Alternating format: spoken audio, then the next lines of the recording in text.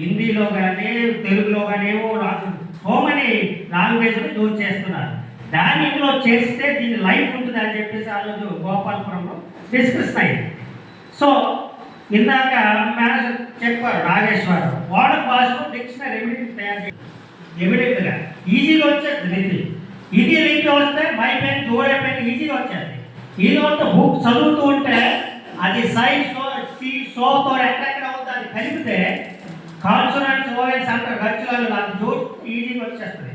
అలా మనం కూడా పదాలు తయారు తీసుకోవచ్చు. అందులోనే మనం మాట్లాడేటప్పుడు మాట్లాడతామగా మాట్లాడినప్పుడు రాయడం ఏంటి, తర్వాత రాయాల చదవాలి ఈజీ ఎల్ఎస్ఆర్ డబ్ల్యూ ఇంగ్లీష్ కూడా అదే చెప్తారు.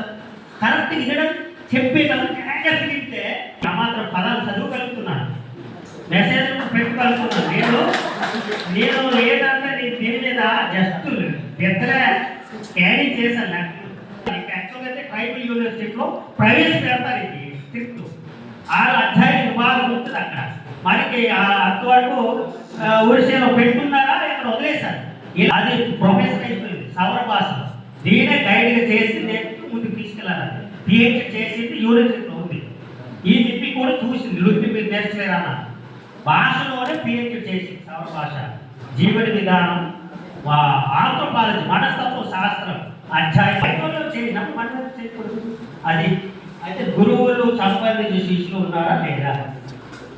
మాస్టర్ ఎస్పి మంగయ్య గారి శిష్యులు ఉన్నారా లేదా?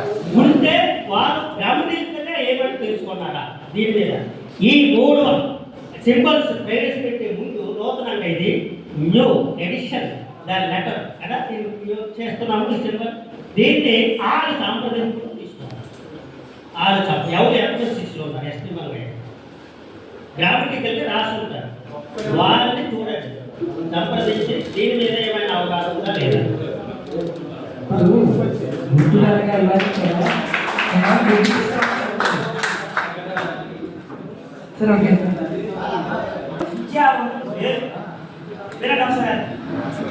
ఎస్పి మంగయ్య గారి శిష్యుల్లోన విద్యావంతులు లేరు, ఇటువంటి టీచర్స్ లేరు.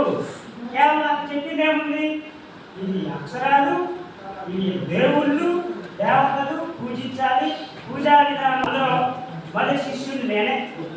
అయినా ఎస్పి మంగయ్య గుణంగోగ శిష్యుడికి అంటే శిష్యుడు విద్యావంతులు కాదు ఉన్న విషయం.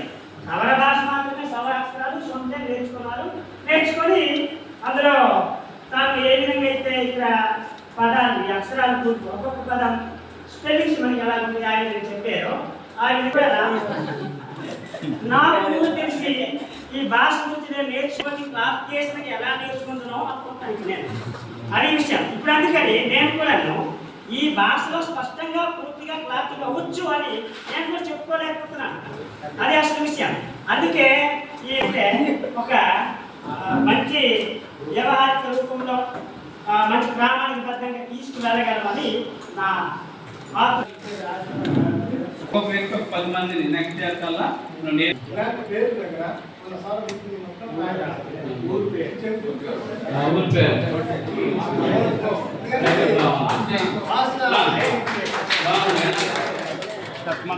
సార్ అలా చేస్తే బాగుంటుంది. అంటే నేను లాంగ్వేజ్ మెయిన్ చేస్తే బాగుంటుంది. లాంగ్వేజ్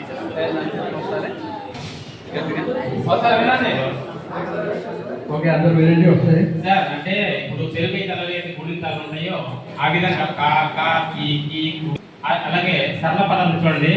ఇప్పుడు డాగా సింపుల్ ఉంది, అదే కిటికీ మామూలుగా అదే ఇలాగ ఉంటుంది. అలాగే పొద్దు పదము అక్క సరళ పదాలు గుణిత వస్తు సంయుక్త క్లియర్ చేస్తారు. ఎక్కువ తీసుకోక తక్కువ. మేషారు మంచి డౌట్ అడిగారు. ఏంటంటే పిల్లవాడు